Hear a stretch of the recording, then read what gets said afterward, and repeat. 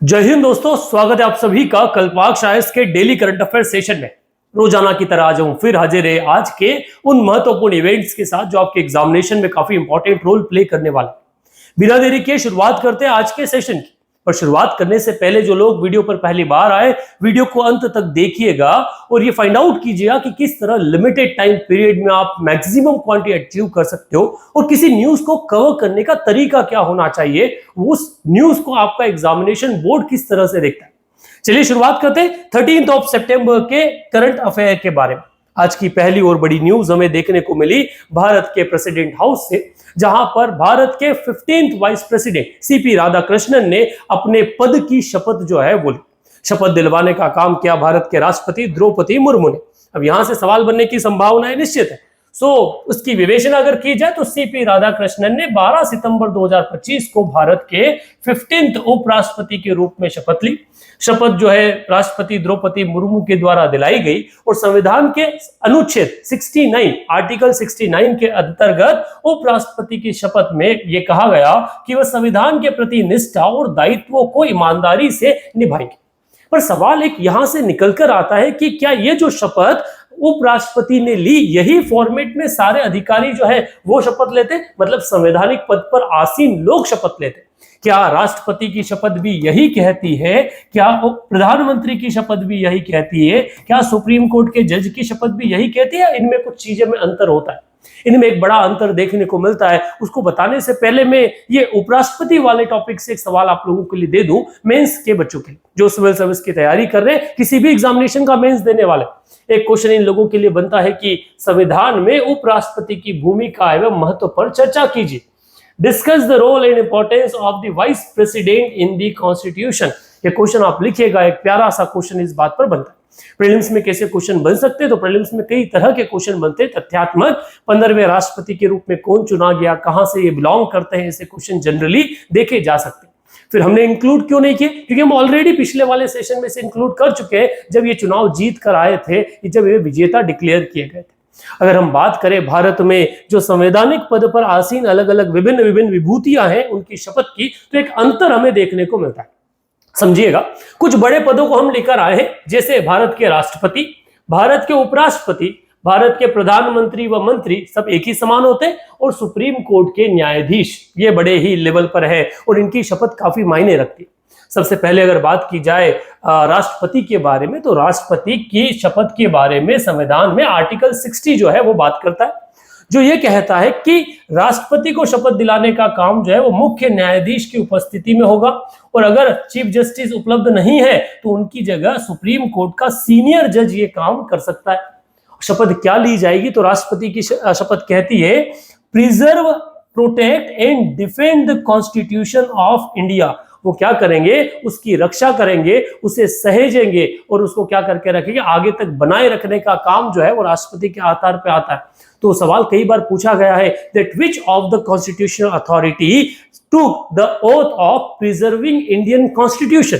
भारत के संविधान की रक्षा करने का जो शपथ है वो किसके द्वारा ली जाती है? तो वो लेता है आपका राष्ट्रपति। प्लस इसमें एक और point included, devote myself to the service and well being of the people of India. ये बाकी में नहीं है कि मैं अपने खुद को लोगों की भलाई के लिए क्या करूंगा, अपने सर्विसेज जो अवेलेबल करवाऊंगा।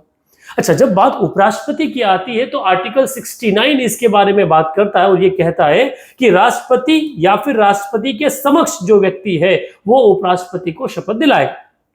अब यहां पर शपथ में चेंज ये होता है, bear true faith and allegiance to the constitution, मतलब संविधान के प्रति सच्ची निष्ठा जो है वो रखने की शपथ उपराष्ट्रपति जो है वो लेते हैं। And faithfully discharge the duty, वो बिल्कुल निष्ठा के साथ अपना जो काम है वो काम करेंगे। अब यहाँ पर प्रिजर्व और प्रोटेक्ट का कोई ऑप्शन आपको देखने को नहीं मिलेगा। वहीं अगर आप बात करते हैं प्रधानमंत्री की गाइस, तो प्रधानमंत्री की शपथ में बात आएगी आपका आर्टिकल 75 क्लॉज 4, जो ये कहता है कि प्रधानमंत्री की शपथ होगी। कौन करवाएगा? राष्ट्रपति, और राष्ट्रपति उपलब्ध नहीं है तो राष्ट्रपति के समकक्ष जो लोग हैं वो इसको उपलब्ध करवाएंगे। अच्छा, क्या रहेगी? तो अब की बार रहेगी संविधान के प्रति निष्ठा, सॉवरेनिटी और इंटीग्रिटी ऑफ इंडिया का उल्लेख इसमें देखने को मिलेगा। साथ ही साथ यहाँ गोपनीयता का वचन भी लिया जाता है, क्योंकि ये रियल एग्जीक्यूटर्स होते हैं। अच्छा, ये शपथ प्रधानमंत्री भी लेते हैं और मंत्री के साथ भी यही शपथ है। और वहीं अगर सुप्रीम कोर्ट के न्यायाधीश की बात की जाए तो आर्टिकल 124 क्लॉज 6 इसके बारे में बात करता है और वो कहता है कि राष्ट्रपति के समक्ष या राष्ट्रपति द्वारा नामित व्यक्ति के द्वारा उन्हें क्या दी जाएगी, शपथ दिलाई जाएगी। क्या कहता है, that duly and faithfully and to the best of my ability and knowledge the judgement performance duties. ठीक है, वो ये कहता है कि भैया बिल्कुल निष्पक्षता से बिना किसी विशेष जोर देकर क्या किया जाएगा, हम अलग से किसी में डिफरेंशिएशन नहीं करेंगे और अपने ज्ञान के आधार पर सच्ची निष्ठा से अपने जजमेंट है वो जजमेंट देंगे। ये शपथ वाला सेगमेंट काफी इंपॉर्टेंट है गाइस, इसका एक स्क्रीनशॉट आप लोग ले लीजिएगा या स्क्रीनशॉट आपके पास लिखिएगा, अपने नोट्स में से इंक्लूड कीजिएगा, क्योंकि यहां से सवाल बनने की संभावनाएं प्रबल हमें तो लगती है और पहले एग्जाम में पूछे भी गए। तो ये था आपका राष्ट्रपति वाली जो पहली खबर है उसको लेकर। अगली खबर के बारे में बात करें तो अगली खबर भी ऐसी ही है जहां प्रधानमंत्री की शपथ हुई है। हमारे उपराष्ट्रपति और हमारा पड़ोसी देश नेपाल जिसे मिली है first woman prime minister Sushila Karki. Nepal में हमने जेनजी रिवॉल्यूशन देखा, उस जेनजी रिवॉल्यूशन के कारण वहां के प्रधानमंत्री मिस्टर ओली को अपना पद त्यागना पड़ा। ठीक है, राष्ट्रपति बच गए, पहले कहा गया था कि राष्ट्रपति ने भी इस्तीफा दे दिया है, परंतु वो बच गए और उन्होंने जेनजी द्वारा प्रमोट की गई वहां की पूर्व न्यायाधीश जिन्हें महाभियोग लाने के बाद में ओली सरकार ने हटा दिया था, अपने करप्शन के खिलाफ लिए गए एक्शन के कारण जेनजीस की फेवरेट बनी और इन्हें चुना गया नेपाल का अगला प्रधानमंत्री और पहली महिला प्रधानमंत्री। 2008 से नेपाल डेमोक्रेसी में अगर यहाँ की इस खबर की विवेचना की जाए तो कुछ महत्वपूर्ण पॉइंट निकलते हैं गाइस, जैसे नेपाल के हिंसक प्रदर्शनों के बाद राजनीतिक शून्य की स्थिति में राष्ट्रपति रामचंद्र पौडेल ने पूर्व मुख्य न्यायाधीश सुशीला कार्की को अंतरिम प्रधानमंत्री के रूप में शपथ दिलाई। कार्की नेपाल की पहली महिला प्रधानमंत्री होगी और ये क्या करेंगे, तो ये आने वाले 6 माह में चुनाव करने का काम करेंगे, तो ये सिर्फ एक अंतरिम प्रधानमंत्री के रूप में कार्य करेगी। सवाल आता है कि क्या नेपाल के जेनजीस को सफलता मिल गई, क्या नए चुनाव हो जाने से चीजें बदल जाएगी, पर जहां तक हमें मानना है इन अगले चुनाव में वही लोग पार्टिसिपेट करेंगे, फिर से चुनाव लड़ेंगे जो अभी तक सत्ता में थे और वही जीत कर आएंगे, मंत्री भी उन्हीं के बनेंगे। तो व्यवस्था में बहुत ज्यादा बदलाव की उम्मीद करना शायद बेमानी होगी, परंतु सबका अपना ओपिनियन हो सकता है कि क्या कल को निकल के आएगा वो देखने को मिलेगा। अच्छा, वहीं दूसरी तरफ आप बात करें तो एक क्वेश्चन यहां से बन सकता है, नेपाल की पहली महिला प्रधानमंत्री कौन बनी, और इससे संबंधित और क्वेश्चन हम पिछले कुछ सवालों में देख ही चुके, तो एक तथ्यात्मक क्वेश्चन यहां से बनने की संभावनाएं हमें लगती है।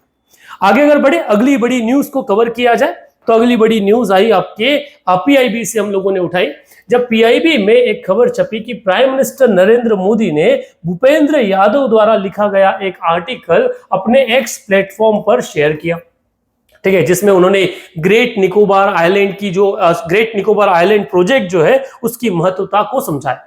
ग्रेट निकोबार आइलैंड प्रोजेक्ट वर्तमान में काफी न्यूज में है गाइस, अपने कैपेसिटी के कारण लोग ब्लेम कर रहे हैं कि कांग्रेस जो है वो ग्रेट निकोबार की अहमियत को समझ नहीं पाई, और अगर समझ चुकी होती तो हमारा अंडमान निकोबार आज शायद स्विट्जरलैंड सिंगापुर जैसा काफी सिंगापुर मॉरिशस जैसा काफी फेमस जो है वो देश होता, वो एरिया होता ना कि हमारा एक राज्य होता। उस वाली कंडीशन में अगर बात की जाए तो कुछ महत्वपूर्ण पॉइंट यहां से निकल कर आते। निकोबार आइलैंड प्रोजेक्ट केंद्र सरकार की महत्वाकांक्षा योजना है जिसमें कई सारी चीजें शामिल है, जैसे अंतरराष्ट्रीय कंटेनर ट्रांसशिपमेंट टर्मिनल जो 14.2 टर्मिनल का क्या रखता है, कैपेसिटी जो है वो रखता है। तो एक ऐसा सेक्शन, क्योंकि अंडमान निकोबार जो एक पास देगा आपको कहां पर ईस्ट में जाने के लिए, तो हम एक टर्मिनल वहां डेवलप कर रहे हैं। ग्रीनफील्ड अंतरराष्ट्रीय हवाई अड्डा, 14 मेगावाट का आपका गैस और सोलर आधारित पावर प्लांट, एक टाउनशिप जो 16,610 हेक्टेयर क्षेत्र में फैलेगी। अगर उद्देश्य की बात की जाए तो प्रमुख समुद्री और हवाई हब इसे बनाना है। हमारे लिए काफी रणनीतिक महत्व ग्रेट निकोबार आइलैंड रखता है कि हिंद सागर में भारत की उपस्थिति और सुरक्षा को मजबूत करेगा। आर्थिक महत्व देखा जाए तो व्यापार, कंटेनर ट्रांसशिपमेंट, हवाई समुद्री कनेक्टिविटी को बढ़ावा देगा और एक नई इकोनॉमिक जनरेट करेगा। पर्यावरण को इससे चुनौती है क्योंकि लाखों पेड़ों की कटाई होगी और जैव विविधता पर इसका असर पड़ेगा। सामाजिक चुनौती यह है कि वहां के जनजाति समूह का अधिकार और संस्कृति पर इस पर प्रभाव होगा, परंतु सरकार का दावा है कि वो विकास प्लस संरक्षण के साथ में संतुलित दृष्टिकोण के साथ आगे बढ़ रही है, तो ये सारी समस्याएं शायद नहीं है। अब यहाँ से कुछ क्वेश्चंस प्री के बनते हैं कि ग्रेट निकोबार प्रोजेक्ट कहाँ है, वो तो जनरली हम पहले भी डिस्कस कर चुके हैं, पर यहाँ से एक बहुत ही प्यारा मेंस के क्वेश्चन जो है वो बनते हैं। वो दो क्वेश्चन मैं आप लोगों के लिए लेकर आया हूं, इसको आप एक्सप्लेन या लिखकर जरूर देखिएगा। पहला question, great Nicobar island project को रणनीतिक और राष्ट्रीय महत्व की परियोजना क्यों कहा जाता है, विवेचना कीजिए। Why is the Great Nicobar Island project being called a project of strategic and national importance? Discuss. दूसरा क्वेश्चन है गाइस, पर्यावरणीय प्रभाव और जनजातीय अधिकारों की पृष्ठभूमि में ग्रेट निकोबार परियोजना के चुनौतियों का विश्लेषण कीजिए। ये एक और प्यारा क्वेश्चन है, थोड़ा टिपिकल पड़ेगा आपको लिखने के लिए, पर लिखिएगा। Analyze the challenges of the Great Nicobar project in the backdrop of environmental impact and tribal rights. तो एक बड़ा ही प्यारा क्वेश्चन आप लोगों के लिए हम लेकर आए हैं, एक नहीं दो है भाई साहब, तो इनको लिखने की कोशिश कीजिएगा। सवाल अगर ये है कि क्या आंसर लिखने हैं, तो हाँ लिखने हैं भाई, है ना। इससे ही आपकी मजबूती मिलेगी, इसी से आप एक अच्छा आंसर, आपका जो कहते हैं ना आंसर्स, आपके आंसर्स आपका विजिटिंग कार्ड होता है, तो आपके आंसर से ही आपको पहचान मिलने वाली है। तो जितना ज्यादा आप लिखेंगे उतना अच्छा परफॉर्म कर पाएंगे, उतने ज्यादा मार्क्स आप लेकर आ पाएंगे। आगे बढ़ते हैं, अगली न्यूज को कवर करते हैं, और अगली न्यूज आपकी जो निकल कर आई वो पूर्व प्रधानमंत्री मनमोहन सिंह से निकल कर आई। पूर्व प्रधानमंत्री को मरणोपरांत पीवी नरसिम्हा राव अवार्ड से क्या किया गया, सम्मानित किया गया अपने इकोनॉमिक कंट्रीब्यूशन के लिए। यह अवार्ड दिया गया मोंटेक्सी अहलूवालिया द्वारा, जो एक समय डेप्यूटी चेयरमैन रहे हैं प्लानिंग कमीशन। खबर की थोड़ी विवेचना हम आप लोगों के लिए लेकर आए, तो सुनिए। भारत के पूर्व प्रधानमंत्री प्रख्यात अर्थशास्त्री डॉक्टर मनमोहन सिंह को मरणोपरांत पीवी नरसिम्हा राव स्मृति पुरस्कार, PV Narasimha Rao memorial award for economics से सम्मानित किया गया। यह सम्मान उनके भारत के आर्थिक परिवर्तन, राष्ट्र निर्माण में योगदान को मान्यता देना हेतु प्रदान किया गया है। पुरस्कार का आयोजन PV Narasimha Rao memorial foundation Hyderabad ने किया है। ये पॉइंट याद रखना, किसने अवार्ड दिया गया है। मोंटेक्सी अहलूवालिया जो आपके योजना आयोग के पूर्व उपाध्यक्ष थे, उन्होंने अवार्ड दिया है। इसके अध्यक्ष के रूप में के राममूर्ति और महासचिव मदमेव अनिल शेट्टी की उपस्थिति में यह काम हुआ है। और पुरस्कार की स्थापना का उद्देश्य अर्थशास्त्र में उत्कृष्ट योगदान को पहचान दिलाने के लिए किया गया। अब यहां से संबंधित कुछ क्वेश्चंस बनते हैं, तथ्यात्मक क्वेश्चन, जैसे डॉक्टर मनमोहन सिंह को मरणोपरांत कौन सा पुरस्कार दिया गया, यह पुरस्कार किस संस्था द्वारा प्रदान किया जाता है। और मेंस का क्वेश्चन एक बड़ा ही आपके लिए दो एक क्वेश्चन है जो अच्छे हैं, जो इकोनॉमी में परिदृश्य में बड़े महत्वपूर्ण बन सकते हैं, जैसे डॉक्टर मनमोहन सिंह को भारत की आर्थिक परिवर्तन यात्रा का शिल्पकार माना जाता है, चर्चा कीजिए। Doctor Manmohan Singh is considered as the architect of India's economic transformation journey, discuss. यह एक अच्छा क्वेश्चन गाइस है जिसे आप लिखने की कोशिश कीजिएगा। दूसरा क्वेश्चन, आर्थिक सुधारों के संदर्भ में योजना आयोग से लेकर नीति आयोग तक भारत की विकास नीति की निरंतरता और बदलाव पर टिप्पणी कीजिए। Comment on the continuity and change in the India's development policy from planning commission to NITI Aayog in the context of economic reform. So ये वो क्वेश्चंस गाइस, ये वो पॉइंट जहां से हमें लगता है कि आपके एग्जामिनेशन में एक महत्वपूर्ण रोल प्ले कर सकता है। हम प्री के साथ आपका मेंस का कॉन्सेप्ट भी क्लियर कर रहे हैं, ठीक है। अगर आपको ये समझ में आ रहा है, अपने दोस्तों तक इसे शेयर करना न भूलिएगा, ठीक है। आज ये महत्वपूर्ण खबरें थी, एंड एट लास्ट हम बात करते हैं क्वेश्चन ऑफ द डे की। अंडमान निकोबार अभी वर्तमान में न्यूज में है, तो यहां से एक छोटा सा सवाल आपके लिए। तो आज का सवाल है, अंडमान और निकोबार द्वीप समूह का सबसे ऊंचा शिखर कौन सा है? Which is the highest peak of the Andaman and Nicobar island? Mount Harriet, saddle pack, mount Thurstone, mount Indira. Correct option आप अपने कमेंट बॉक्स में डालिएगा। सेशन कैसा लगा जरूर बताइएगा। That's it for today, thank you very much.